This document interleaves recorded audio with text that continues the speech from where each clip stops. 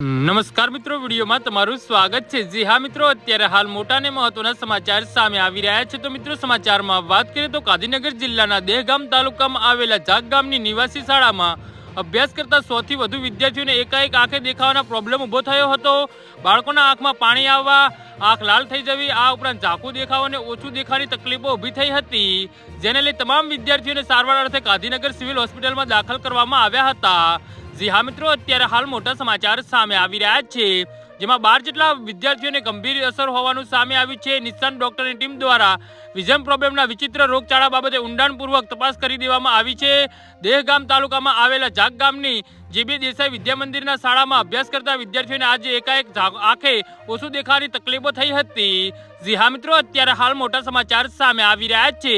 તો મિત્રો, સમાચારમાં વધુ વિગતવાર વાત કરીએ તો હોસ્પિટલમાં સારવાર વિભાગમાં બાળ રોગ નિષ્ણાત, ફિઝિશિયન તથા આંખ વિભાગના તબીબો દ્વારા આ તમામ બાળકોની સઘન સારવાર આપવામાં આવી રહી છે તથા રોગચાળાનું કારણ જાણવા માટે બ્લડ સહિતના સેમ્પલ પણ કલેક્ટ કરીને લેબોરેટરીમાં મોકલવામાં આવ્યા છે। આજે સાંજે તમામ બાળકોને ઓબ્ઝર્વેશનમાં રાખવા માટે તબક્કાવાર ગાંધીનગર સિવિલ હોસ્પિટલમાં ખસેડવામાં આવ્યા છે।